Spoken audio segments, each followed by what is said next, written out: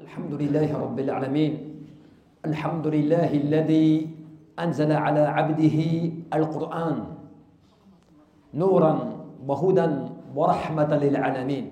On remercie et on accorde louange à notre Seigneur pour les grâces qu'il nous accorde et pour le fait qu'il nous a accordé l'un des plus grands bienfaits. L'un des plus grands bienfaits. Et qu'est-il? Le fait qu'il nous a révélé, par le biais de son prophète Mohammed ibn Abdullah, Al-Qur'an, le Coran. Ce Coran qui constitue une lumière pour nos cœurs, une guidance dans nos vies, une guérison de nos âmes et un salut et bien pour nos œuvres. Allah subhanahu wa ta'ala, dans l'une des grandes sourates, qui est la sourate Taha, le premier verset, qu'est-ce qu'il nous dit après Taha? Nous n'avons pas révélé le Coran sur toi pour que tu sois malheureux. Nous n'avons pas révélé le Coran sur toi pour que tu sois malheureux. Mais il est plutôt un rappel pour celui qui craint Allah. ذلك الكتاب عباد الله كما قال جل في علاه ذلك الكتاب لا ريب فيه هدى للمتقين. هدى للمتقين, c'est un guide, c'est un livre sur lequel il n'y a aucune ambiguïté, mais il est un guide pour qui? Pour ceux qui craignent Allah subhanahu wa ta'ala. C'est pour cela, ibad Allah, que l'on se doit de bien comprendre une chose importante. Eh bien, c'est que ce Coran qui est entre nos mains, qui est chez toi, sur ta table de nuit, dans ta maktaba, dans ta bibliothèque, peut-être même sur toi, ce Coran-là, il ne faut pas simplement se contenter de penser, oui, c'est la parole d'Allah, oui, je le lis. Il faut vivre avec le Coran. Il faut articuler la parole divine dans ta vie. De quelle manière? Par la compréhension, par la méditation et par la mise en œuvre. Tu sais, ce Coran, Allah Jalla fi'ala a mentionné dans le verset qu'on a cité, n'est-ce pas? Ma anzalna alayka al-Qur'ana litashqa. Nous n'avons pas révélé ce Coran sur toi pour que tu sois malheureux. Kalimatu, la parole, shaqa, elle renvoie à quoi? Au fait d'une personne qui serait dans la détresse, dans un mal-être. Une personne qui serait ainsi dans une situation de mal-être. Eh bien, le Coran n'a pas été révélé pour que tu sois dans cette situation-là. Au contraire, il constitue un rappel puissant, fort, un rappel spirituel, mais surtout un mode de vie, une conception même de la vie. Et c'est de revenir un petit peu dans l'histoire des fois. Le Coran, il est un remède, un guide, une orientation, une purification de nos âmes et de nos cœurs. Mais surtout, lorsque tu regardes la situation du prophète Mohammed, quand il traversait des périodes difficiles, des périodes donc de soucis ou autres, que faisait-il? Il utilisait le Coran comme remède. Le Coran devenait pour lui un conseil bienveillant, ainsi qu'un apaisement de son âme et de son cœur. Comment en arrivait-il à faire du Coran un outil spirituel et un médicament pour le cœur et le corps? C'est parce qu'en fait, il était convaincu, au plus profond de lui-même, lui qui recevait la révélation, que cette parole divine n'était pas simplement que des paroles, qu'elle avait un rôle dans notre vie. Aujourd'hui, nous les gens, beaucoup de jeunes, eh bien, négligent la parole d'Allah. Dans quel sens? Non pas dans le fait que c'est la parole d'Allah, dans le fait que ce Coran est la solution à tous les maux, la solution à tous tes problèmes. De quelle manière? Dans le sens où tu vas trouver dans le Coran le moyen de trouver sérénité et bien-être. C'est comme ça qu'on doit comprendre que ce livre, ce Coran, la parole d'Allah, ce n'est pas simplement un livre de sagesse. Ce n'est pas un livre dans lequel tu vas lire des paroles et des versets, des histoires et des récits, et puis c'est tout. Non, ce livre-là, il est un mode de vie, une conception même de la vie. Il est une conception même de la vie. Le Coran, il n'est pas simplement un moyen pour toi de lire la parole d'Allah. Il est le moyen de savoir comment vivre ta vie dans ce bas monde. Quand toi tu prends ta voiture ou autre pour te rendre dans un endroit, tu utilises le GPS. Des fois même, tu l'utilises pour des chemins que tu connais très bien. Pourquoi cela? Parce que tu crains que sur le chemin, tu rencontres des choses inattendues. Embouteillage, accident ou autre. Bon gré mal gré que tu connaisses bien ce chemin, tu prends quand même précaution de mettre ton GPS pour savoir de quelle manière tu vas te rendre à cette destination. Voire même, il se peut que tu veux prendre d'autres chemins pour éviter les difficultés, n'est-ce pas?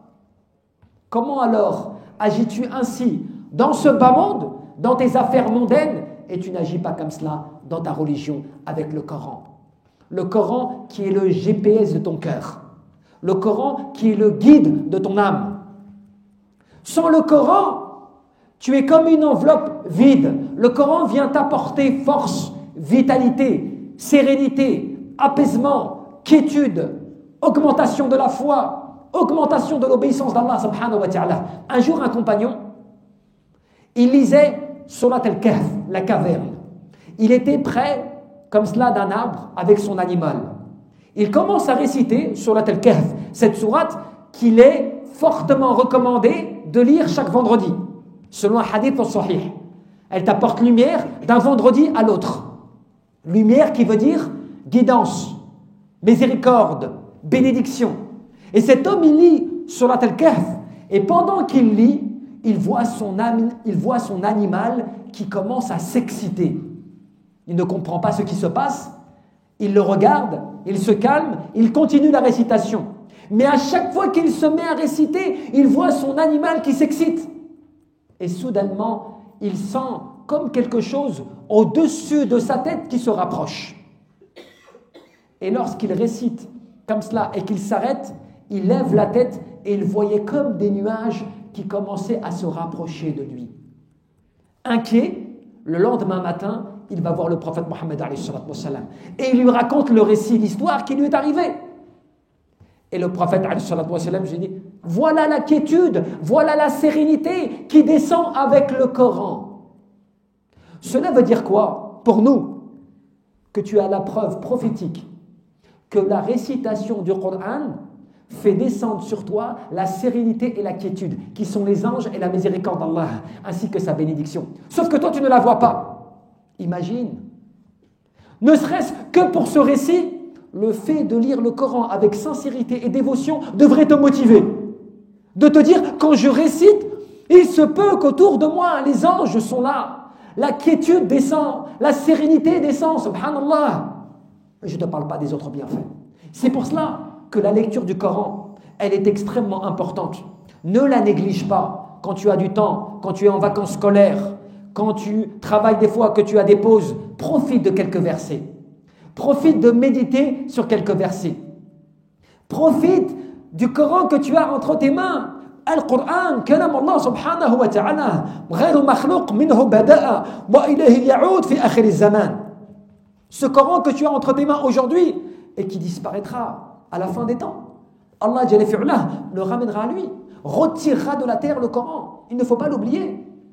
Là, c'est une grâce, une bénédiction, une miséricorde aujourd'hui que tu aies encore la possibilité de lire ce Coran et de le méditer, de le réfléchir et de le mettre en pratique. Et ce Coran, ibadallah, il va te permettre d'augmenter ta foi. Il va te permettre, qu'est-ce qu'il va te permettre? Il va augmenter ta force spirituelle.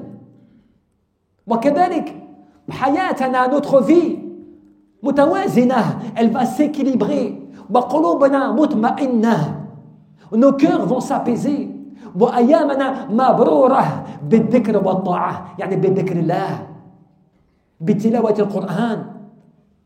Et tu verras que tes jours, les jours que tu vis, vont être nourris, embellis par le rappel d'Allah, par l'augmentation de l'obéissance. C'est grâce à ce chemin, à cette voie-là, que tu vas réussir, que tu vas arriver à cela. Donc maintenant, il faut se poser la question, sommes-nous comme cela? Tirons-nous profit des versets coraniques? Tirons-nous profit des sourates? Tirons-nous profit du Coran dont nous avons la capacité de lire, de méditer? Voilà la question que nous devons nous poser et nous ne devons pas nous affaiblir à cela. Wallahu a'lam. C'est pour cela, mes frères et sœurs, comme je vous l'ai rappelé précédemment, Al-Coran, il est la lumière du cœur. Il est la guérison de l'âme. Grâce à cela, tu empruntes la voie du bonheur dans ce bas monde et dans l'au-delà. Donc celui qui va s'attacher au livre d'Allah, il va être sauvé et heureux.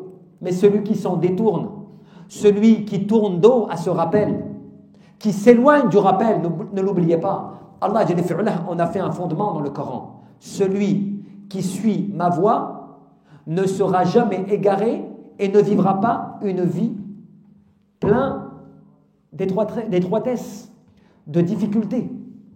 Mais celui qui se détourne an dhikri, yani bil ma'na an kalami wa qur'ani, celui qui se détourne de mon rappel, qui veut dire de ma parole, de mon Coran, eh bien il mènera une vie pleine de gêne, de complications, et il sera en plus de cela ressuscité le jour de la résurrection aveuglé. Pourquoi aveuglé? Ce que tu n'as pas vu dans ce bas monde, tu ne le verras pas dans l'au-delà. Ce que tu ne voulais pas voir dans ce bas monde ne te permettra pas de voir dans l'au-delà. C'est cela qu'on doit se rappeler, ibadallah. ولهذا عبد الله يكون كذلك القرآن ملاذا لقلوبنا. Ce Coran-là, c'est pour ça qu'il vient apaiser nos cœurs. Il vient nous rassurer. La plus grande des promesses, al-wa'd min Allah subhanahu wa ta'ala, le pacte que tu as, l'engagement avec Allah, la plus grande des promesses, c'est la promesse divine. Dans ce bas monde fait de dunya, les gens peuvent prendre des garanties, n'est-ce pas? Assurance vie, garantie ceci, garantie cela, alors que tu n'as aucune garantie. Le mot en lui-même est contradictoire à la réalité. On t'offre et on te vend une garantie alors qu'il n'y a aucune garantie réelle. Mais la véritable garantie, elle n'est qu'auprès d'Allah subhanahu wa ta'ala. Allah, il te garantit. C'est une garantie divine, un pacte divin qui provient d'Allah subhanahu wa ta'ala. Si tu suis Al-Qur'an, si tu suis le Coran, que tu appliques cela, ta vie va s'équilibrer. Les cœurs vont s'apaiser. Tous les jours, tu vas ressentir une envie d'augmenter en rappel d'Allah et en obéissance. Tout cela grâce à quoi? Au suivi que tu as fait du Coran. Sa lecture, sa méditation, sa réflexion. C'est pour cela que c'est important que l'on soit attaché au livre d'Allah, au rappel d'Allah.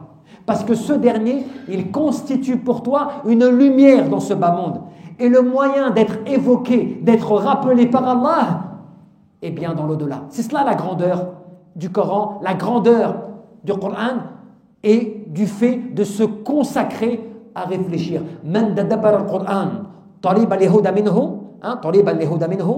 tabayyana lahu tariqul haqq kama dhakara dhalik ba'd al-hukama as-salihin.